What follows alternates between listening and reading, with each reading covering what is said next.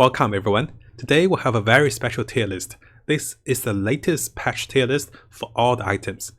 This tier list will be broken down into the early game normal items, the early game alliance items, the mid game items, the mid game alliance items, and the late game items. Yes, there are 5 tier lists in total. We start with the first one. In the first one, what we're looking at is we're looking at tier 1 items and tier 2 items. This will likely to be the round 1 to 15, sometimes onto 20, but after at 20 we probably find tier 3 or even tier 4 items with a smuggler. To start things off, we can see that the embarrassment is actually on my highest tier. Here, because embarrassment can be easily found in the early rounds, and compared to most of the normal items, embarrassment allow us to have more choices. Most of us will know that with the new alliance added items tend to appear everywhere. Sometimes it can be a great alliance pickup, other times it can be a trash alliance item that just takes up a spot. And because of that, we want the highest chance of picking more item choices. The embarrassment gives us more choices to avoid the ones we don't want and find the ones we want. And on the second tier, we have Smuggler, Fall from Grace, Blink Dagger, the Octane Essence, Mana Boots, and the Brooch of Aggressor. In this particular sense, the Fall from Grace is because of the multiple use of humans with the amplification to physical damage into Heartless, and this can be used for hunters, warriors, just so versatile and so easy to pick up 2 humans. You can even have a Crystal Maiden on the side with maybe another Necromancer or something, it still works. So this is a very top pick item for most builds that does physical damage, that works well with mages as well. Smuggler, enough has been said about Smuggler, it's good. But what I want to remind us is, although it's great, at round 20, I don't pick Smuggler because, I mean, if I'm winning, I still pick it. If I'm losing, I need to pick something that helps me now. But if there's no better choice, I'll still pick Smuggler because it's definitely above average compared to most items. Blink Dagger instantly gives 50 mana, and this is very aggressive, very useful. Blink Dagger allows our front line to get into the battle. Axe can blink in and cast instantly because Axe only need 50 mana. Units like Techies, units like Disruptor can cast a little quicker. Other units that enjoys instant mana gain can be very strong. The Octane Essence is highly rated by me, one of the best scaling items, because halving the cooldown of a unit can be strong all over the stage. At the early game, you can have a Witch Doctor, Venomancer, or even Enchantress for more healing. In the mid game, you can have a Necromancer, maybe a Disruptor for 5-second AoE Storm, or maybe a Tree Protector for more healing. In the late game, maybe a Gyrocopter, maybe a Lich. So this item is so versatile, so useful at all stages of the game. It's just a wonder that it's still tier 2. It should be tier 2.5 or tier 3 in my opinion. But at the same time, if I was giving embarrassment and the Octane Core, it's gonna be a hard choice. It depends on if I have a unit that can make use of this item. If no, I'll pick the embarrassment. If yes, I'll pick this item. Mana Boots is great for multiple reasons. AoE mana gain is crucial. Whoever casts early in the late game will be the stronger force. Maybe a stun, maybe a silence, or maybe just an interrupt of the enemy. Maybe an Axe Core. So Mana Boots is great into the late game. In the early game, it's hard to find 2-star Crystal Maiden or any sort of mana gain, so gaining 25 mana for the team can be the difference maker. It is not a game changer, but it helps in hidden ways, because if your units cast faster, they can be bursting enemies down faster. Similarly, for the Void Stone or the Brooch of Aggressor, this particular item only helps 1 unit, but helps much more. I tend to give this to the Keeper of the Light, to the Park, or to Venomancer, who needs to be casting spells fast and to be game changing to be casting multiple spells as well. We can see that the top 2 tier of items tend to help us more into the later stage of the game that has a greater impact, because in the early rounds, most items tend to not be very strong in the late game, and they kind of scales off. Say the attack speed is okay, say the damage or the additional HP, which is not that useful in the late game, but those top two line of items can be useful in the late game. On the B tier, we have the Summoning Stone with the Aegis as 12 the global kind of items. The rest of them are just normal items. The rest of them, the focus here is the Chainmail and the Blightstorm, which do scales into the later game with more HP and more quicker mana gain. The Brooch, which receives damage for 50%, can be useful which is a nice item, but it's not a game changer. The two game changers here are the Summoning Stone and the Aegis. Summoning Stone really excels in Lycan, Venomancer, Furion, or even the Primordial Summons as well, but that's not often seen anymore since the nerf. Summoning Stone is great, and I could be rating it higher, but for those builds that don't have summonings, say if I'm playing, if I'm playing Hunters but not Lycan Found, if I'm playing Mages, if I am playing, say, Knights or Warriors, I can't make use of the Summoning Stone. That's why it's not a higher tier, because it's a little situational. Similarly for the Aegis. Aegis is a great pickup into the late game because it delays death. Who knows if you never find the guy that killed you, because he will die at this round. And other times, just by delaying death for one round, it's very good. But at the same time, I'll pick the top 2 tiers of items over the Aegis because those items just stops me from losing. If I'm not losing, I'm not dying. That's my opinion. But other times, if I'm offered the items below here, I'll pick the Aegis because it has more potential for late game. Sometimes early game items should help us early game. Other times it can invest into the late game. It really depends on the value of the item. Personally, this item is above average for me, but for most other friends, I've seen them pick it all the time because it's so useful for late game. For the tier C, we have the gloves, we have the flat stats items. Those items are usually picked over the other 4. I feel that 4 stuff is a little too unpredictable. It can be super good and super weak at times. And with the contract, if I'm running early Ogres and Warlock, I will pick the contract because it's main worthy and it's really strong, especially with the 2-star units like Luna and other units. But the downside is, don't get baited by contract for the same reason, because you need 3 units, or at least 2, to make use of the Bloodbond pack, and that is not very strong in the late game, because it's normal attack, often on a unit that only does single damage. Even on Dragon and Luna, it can still fall off because you're using 2 crucial spots for Warlock and Ogre, which are sacrificed to the gods. By killing them, you're losing 2 units on the table. Just think about this. The contract denies you a +1 or +2 units on the table. And the +1 unit on the table is a legendary item. And that's the crucial part of weakness of the contract. It can still work very well in the early game. Chainmail and this cloak. One unit can only carry 1 item. And the tank usually wants to get mana gain and just form of tanking item. This item needs armor. If it has armor, it's great. It doesn't provide armor, it just reflects damage, which gives the enemy more mana gain. And this item is a 15% magic resistance, which I'm like, if I like my unit, I give it a better item. If I don't like it, it doesn't need this item. So those are 2 very obsolete items that needs to be buffed, I believe.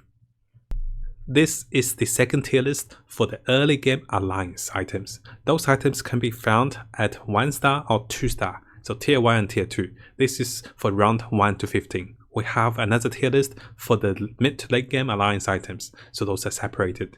Keeping that in mind, while finding those items at 1 or 2-star, this is my particular preference. Let's go through them. We know how strong the Bleeding with Savage is. It can define a build. Why is Savage so high is because there are 3 Savage units at tier 1. So early game round 1 to 3, you find Savage item, you go into Savages, all of a sudden you could snowball with a victory. I'll be attaching a link to a good video of that, showing that in a world top 100 game, we can snowball just with 1 tier Savage item for 7 bleeding. Because this stacks and it just goes further. You find 3-star Venom or find a bunch of Savages with Lycan summons, and no units can tank up to that much damage. So Savage is a really nice item combined with the early game accessibility of Savages at tier 1, and also Lycan's a Savage, and Savages is even great into the mid game with Lone Druid and Zenkin. The second item is Forged in Battle. Yes, this item is highly rated if you find it before round 10, and if you plan to go something with Brownie. You can find it at 1-star, which is acceptable. 2-star is when it really shines. You should have your brownies on the table as much as you can in preparation of this item, so the kills that you get before the item still counts up. This item has a downside. It might bait you into the late game with brownies, which is not very strong in the late game unless it's a 3-star Beastmaster. Or maybe a 2-star Disruptor or 3-star Disruptor. The Juggernaut really falls off unless 3-star. Axe can fall off even at 3-star if you don't have a Blink Dagger. But that said, it's early game we're looking at, and early game potential is very great. With so many people picking Venomancer with Lycan, your Beastmaster Juggernaut can AoE them and get so much life gain with this item. It's like a meta breaking item. If you find someone with a 3-star Venom, you just keep swinging those axes, before you know it, you'll be hitting 20k or 10k. This item is great because of the early pace meta. You want an early snowballing win streak, and having more HP and an infinite growing brownie really helps. In the second tier for the early game items, most of those can be found at 1-star and preferably at 2-star actually. So the Scrappy that kills a unit, the check on the body is great if you have a 2-star bounty hunter that curves into Timbersaw, etc., and you can really build around it. Any early game gold can compound so much, so this item is quite underrated, but at other times it can be a bait, so it's a balance. That's why it's not on the top tier. Similarly with the Inventors Exploding. Unstable is great, even at 1-star. The downside is you never know if you find your inventors, because they are 3 cost and 2 cost most of them, and you know the 5 costs are too far. Because of that, this item can be a little baiting, but it can work wonderfully with the Scrappy item. So if you find those two and you find yourself a 2-star Clock or 2-star Timbersaw, you'll be getting so much gold. The Druid item is useful even at 1-star, but not as effective. But you can still stack those items. Similarly with the Warlock item, which is shining more those days for me, because just having one Warlock is so easy to be found. Venomancer, Shadow Fiend, Witch Doctor. This item should be higher on the list, but I really want to highlight how strong those two items are, so I didn't put it down. Those two are like infinite scaling, because the bleeding can stack indefinitely and the HP can do so as well. So because of that, the Warlock item is not very high. This is actually a S between A and S item, definitely. Lastly, the Warrior item. Why the Warrior item is because often underrated units like Tiny and Tide Hunter can cast this spell after exceeding the death value because of this item. I have made great uses of a late game 1-star Tiny with the Unkillable Warriors. Yes, they kill him, then he doesn't die for a second or two, then he tosses and stuns the enemy. So that this item have a great potential into the late game, and allowing warriors to attack for 2 seconds further can deal quite a bit of damage. Keep in mind, this item at 1-star is not great, 2-star is decent, 3-star is wonderful. Because, let's get some tea.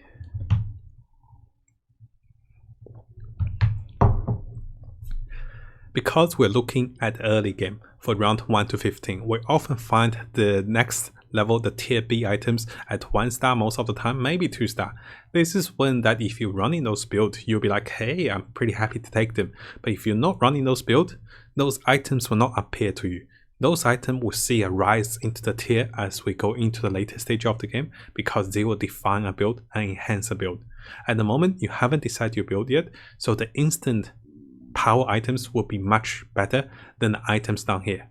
Because of that, I have not rated them highly, but they can still work. If you already planned into Trolls, having 2-star Trolls, similar for Hunters, and also for Retaliate, of course. On the tier C level, we can see that Elusive, Knights, and Dragons. Those really don't come into power between round 1 to 15. For the early game, those are not the strongest. Yes, Elusive could work, but I haven't seen so many people pick Elusive effectively and be strong enough to make the assertion that they are stronger. So I put it here because this is untested, while the other two don't come into power. You don't have gold in the early game for sure, and this is pretty likely to be a 1-star, 2-star item. And lastly, the Shamans, the Humans, Indomitable, and the Stop Healing, it's not the game changer, especially at 1-star or 2-star most of the time. So those are the weaker ones, and that's why I don't tend to pick them. I'll pick a tier 1 or tier 2 item for the unit instead of those alliance items. Over here we have a tier list for the normal items for the tier 3 items. We can see right off this no S tier for me, because some of those items are more situational.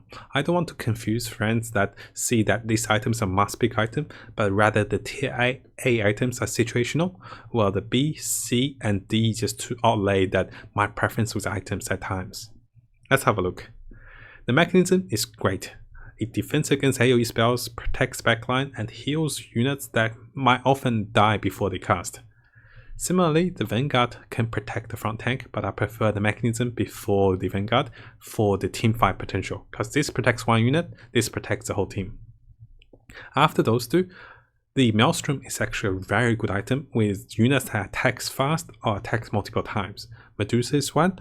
Units that attacks multiple times can be the Hunters, or units that attack fast enough like the Gyrocopter and Wind Ranger can be very good.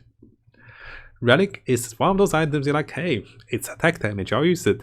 It's a well-run item, but it's not a game changer, because later game you want your best carries to have a stronger item like Crystallis or maybe a Moonshard, maybe a Battle Free. So it's a nice item to transition. Of course, there is the Vicious Intent. This particular item can be the deal breaker for most builds, especially Savage builds that summon so many units. The Savage, the Druids, or even the Primordials back then. Now this item is great, but keep in mind, this is a you win now, you win more. Instead of like, hey, it's a game changer. Yes, you do kill other players fast, but if you can't beat them, you do no damage. So this item can backfire, because if you're weaker, you'll never be able to use this item. If that's the case, there are builds that makes use of them.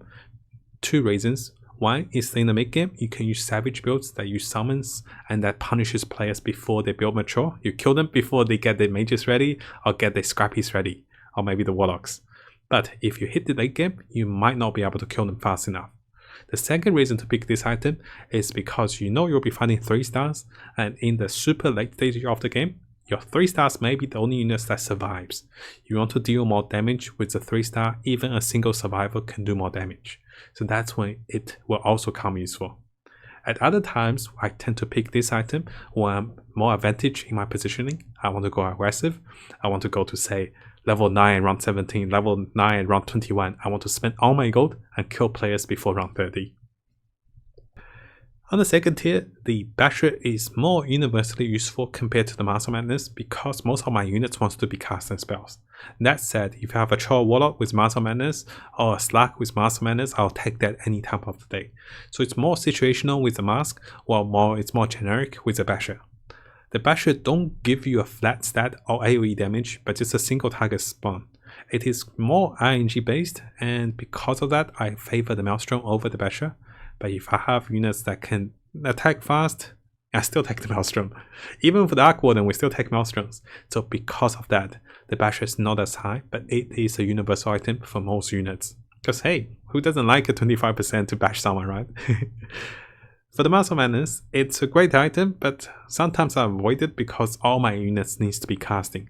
My units come from casting spells, unless I want to battle Crystal Maiden with the, with the attack speed.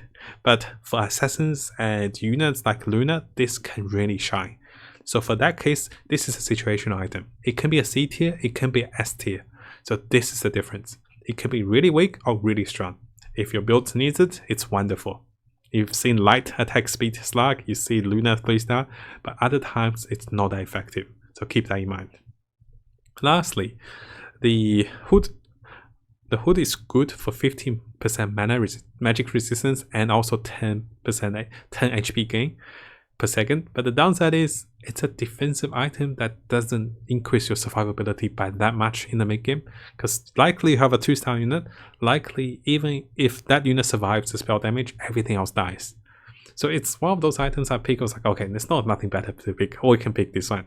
But in comparison, it is a much weaker item in terms of team fight, defensive, or offensive capacity. This is the second tier list for the items of Alliance. Yes, those are all Alliance items, and likely those items are for the mid game and the late game. This is after round 20, and this is round 20 after round 20. Those items are likely to be found at 2-star or even 3-star most of the cases. And at this stage, it's round 20 plus, and we want items that's game changing. First of all, the S tier is not because those items work for every particular build, but rather those items work for the build you're already building into. There's a special highlight here for the Troll item, but everything else is, I'm going Hunters, I pick this one. Mages, Druids, Warriors, etc. The special highlight here is the Troll item. The Troll item only requires one Troll to be effective, while all the other items requires an entire team of units to be effective. Because of that, I rate the Troll item even higher than most items, and having one Troll cheerleader gives the entire Troll buff. 4 trolls give 30 attack speed for the whole team. Having the Cauldron Assault gives everyone 30 attack speed to be next to the troll cheerleader, and this is very strong, especially having the Witch Doctor as a warlock and the troll, and into the late game having the troll warlord as the legendary troll, which is very strong at 2-star as well. So this item can be a game changer because all I need is to level up to additional level, put down a troll, and everyone's going berserk. It's like bloodlust for them all. On the second tier, we have Check the Body, the Warlock, the Brownie, the Dragon, and the Elusive. Yes, those again will fall into the builds you're building. The Warlock is a good item, yes, and most of the cases it can be more versatile than the top items, but the assumption is that I'm playing a build and this falls into my build, and this is a 3-star alliance item. Warlock can be a good item because we play so many warlocks, but sometimes it is not the game changer compared to a build that's running Savage that finds a Savage item, a troll build that with a troll item, etc. Those items do have its effectiveness, but not as high as the items above them. The focus is the 3 tiers below. Here the counter to warlocks or the counter to healing, it's the Heartless. If you're not going for Heartless, this won't be useful. But if you're going for Heartless, you can build this item because there's so many warlocks. But keep in mind, if you don't have 100% minus healing, it's not effective because warlocks overheals. Even 75% minus healing might not be enough because those warlocks heals pretty damn high. And I've seen that, I was like, stop it, you stop healing. But those shadow fins did not stop because they burst so much damage and heal everyone so much. The Retaliate is nice, especially having the scaled units so easily to be found with the Slug, with the Slaughter, and with the Tidehunter. But the damage wise, a 3-star Retaliate is weaker than before, and because of that, it can still work, but it's not as strong as before. This is already into the mid to late game, around 20 plus, so this item can be effective if you have 2-star Slaughter and maybe going to 2-star Tide. For the last 2 tier, if you're not going for demons, you will be ignoring this item. And for the indomitable humans, even if I go for humans, I might not pick this one because it's not effective. Only at times that I'm like, hey, my humans are getting human silence, or get this done, I'll give this a try, so we'll have no other choice. Similarly, the Shaman item and the Thought of Creation. No one really runs Shaman now that the Primordials are nerfed, and of course, no one runs Primordial now that they're nerfed. This is the tier 4 items tier list. For most of us, those items are the endgame items. We rarely see the last tier, which we'll go through as well, but for this particular tier, this is the game changer. If we find any of them, they change so much the game for us. Let's look at the S tier. Why are the S tier? This is one of the biggest teamfight items for the pipe, often underrated because how much additional damage and protection a unit enjoys, especially a unit that carries it with 50% magic resistance. We often see mages as one of the top 3 players in the game, or even mages wipe us out so easily with a keeper, with everything else. So this item is a massive counter to mages. It can destroy the mage before they mature, because they can't kill you, and sometimes savages really enjoy this item. Other times, this item will reduce the health loss against the magical spell dealers. Most lineups do have a form of magic damage dealer, even for hunters, Windrunner, or Windranger, Gyrocopter, and for warriors, Juggernaut is a magic damage dealer, and also you can pick up other warriors and combination units which deals magical damage. The second item, Refresher. We all know how strong Refresher is. Keep in mind that unit will enjoy 50 mana gain after using Refresher. So units like Axe, Lone Druid can use the Refresher instantly after using it the first time. I wouldn't recommend on going on to Axe, but maybe a Lone Druid, maybe a Sand King, maybe a Disruptor. Those initiators or those crucial summoners can be a game changer in variety stage of the game. Late game, always go for Disciplers. And mid game, Lone Druid can be effective with double 3-star bears. The next top tier item is Recruiter. The effectiveness of Recruiter is basically doubling your existing and future gold, because most of the gold in the later stage of the game when Recruiter is found will be used for rolling or leveling up. Most of us can be rolling when we find Recruiter because, hey, it's 1 gold per roll and we're likely to find most of the units to 3-star if given time and given economy. This item is super powerful because who doesn't like to find units 2-star fast and also find 3-star units? The downside for this item is that if you have no gold and if you have no life, you shouldn't be picking it because likely you'll be dying very soon. But if you have enough gold or enough life, you can save up enough gold to be rolling with 1 cost and finding your units so much quicker. So this is a definitely top pick for me. On the A tier, we have the BKB, Datalist, Dagon, Battle Fury, Mon-Saturday, Skadi, and the Scythe. We'll touch on the Scythe last, but those first 4 or 5 unit items are more offensive. They're offensive in unique ways. If I'm running a right click or auto attack team, maybe Hunters, I can go for the Datalist, Mon-Saturday, or Skadi. If I'm going melee 3 stars like Lycan or Beastmaster, the Battle Fury is great. Other times, the magical build can really use the Dagon and also snipe out a low HP unit. This tends to be the Crystal Maiden or the Jaw Ranger, which is a supportive unit. The Black King Bar is very useful in terms of its defensive capabilities. It can give a magic immunity or also remove the debuff of the unit that has any debuffs on the unit. Now if you're stunned, you can't use BKB, but if you're slowed or silenced, you can still use BKB. This is often given to my top damage dealer, or to the units with the most HP, or to the units in the front line that needs to be casting spells. Talking about all those items on tier A, the last item is Scythe of Ice. This item can be stronger than even the top 3 items at times if you use it correctly. Instant hexing the enemy at 4 seconds can be very random if you don't position it properly, but if you look at the other person's board, and if you go into the preparation mode, click the little button on the side, make sure you place this item right in front of the unit you want to hex instantly, and this is very strong. Why is that? Because this is one item that gives you entire old Shaman synergy. A Shaman synergy used to have 2 Shamans that instantly hex a unit, and this does that. Any item that gives us 2 synergy and is effectively controlling the enemy in the late game is super effective. The downside is the enemy will be running away to hide from you with the Scythe, and you gotta pick it correctly.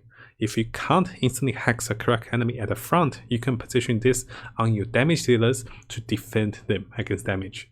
Because if someone's hitting them and if they get hexed, your damage dealer survives for longer. Lastly, family discount. Compared to Recruiter, why is family discount so low? It's because most of the gold will be spent on rolling, not purchasing for the late game for most cases, unless we're going for a variety of units, which we are limited by the bench space. Because of that, this is a lower tier item compared to the Recruiter because most money is spent on rolling. But this can become useful if you already have Recruiter and you're looking for multiple 3-star units. This is not a great item for 2-star unit search, but the 3-star unit, this can be great. This can move up on the tier if you're searching for multiple 3 stars, with enough economy of course.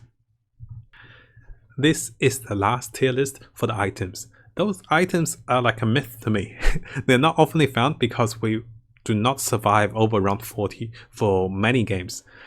But if you still have Smuggler, you can still find those items at round 35, so it is still relevant to look at them. On the top of the tier list, Expanding, Shiver's Guard, and Assault Carriers. All 3 items helps with the team. One allows you to place more units to have more combination of alliance, or just even have critical units on the board that can help you fight. The Shiver's Guard is ranked very highly because it is a defensive item that AoE slows the enemy, that deals 200 AoE damage, which can be massive for the mage. I used to have a Conqueror or Titan with this item that deals over 6000 damage with a mage amplification.